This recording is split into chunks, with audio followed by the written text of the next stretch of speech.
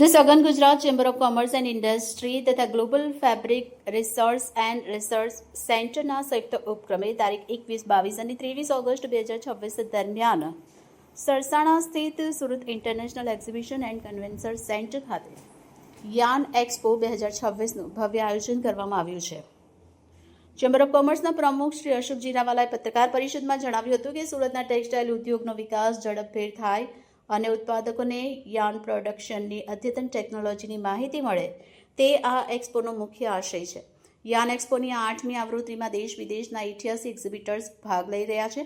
સુરત ઉપરાંત મુંબઈ, અમદાવાદ, નવી દિલ્હી, લુધિયાણા, કોઇમ્બતુર, ઈરોડ, નોઈડા અને ચીનના સાંધાઈથી એક્ઝિબિટર્સ જોડાયા છે. આ ઉપરાંત દક્ષિણ આફ્રિકાના ગિની દેશના રાજદૂત મિસ્ટર કોન્ટે અલાસેન તેમજ બાંગ્લાદેશ સ્થિત સોર્સિંગ લિમિટેડના CEO મિસ્ટર શમીન અહેમદ તેમજ marketing head mister Abu Sohel Rasil પણ એક્ઝિબિશનની મુલાકાત લેશે.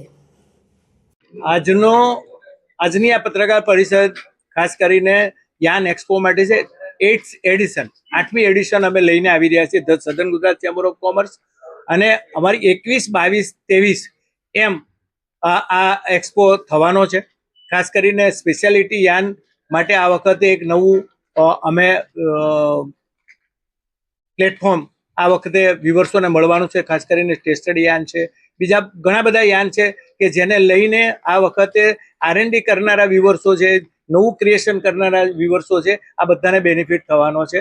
અને મોટી કહેવાય કે આ વખતની પ્રોપર્ટીઓ છે યાનની એ મોટી માત્રામાં આ વખતે ડિસ્પ્લે થવાની છે.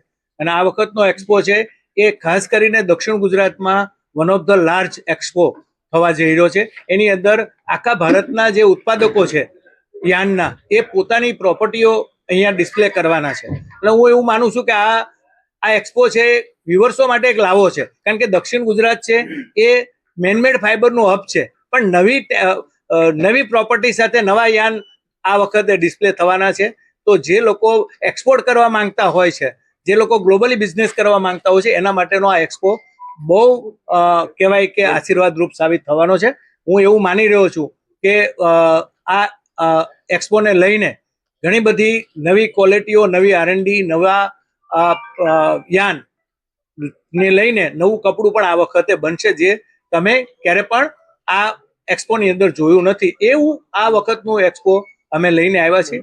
The southern Gujarat chamber of commerce 8th એડિશનમાં મોટી સંખ્યામાં બહારથી પણ એક્ઝિબિટ થયા છે. ખાસ કરીને ઇન્ડોનેશિયા છે, બહારના ચાઇનાના છે, ઇન્ડોનેશિયા, ચાઇના, એવી રીતે ઘણી બધી જે બહારની કંપનીઓ છે એ આ વખતે અમારા એક્સપોની અંદર ભાગ લઈ રહી છે. તો હું એવું માનું છું કે આ વખતનો એક્સપો છે એ ખાસ કરીને એક નવી આશાનું કિરણ લઈને આવશે ઇન્ડસ્ટ્રીઝ માટે, ખાસ કરીને વિવિંગ ઇન્ડસ્ટ્રીઝ માટે.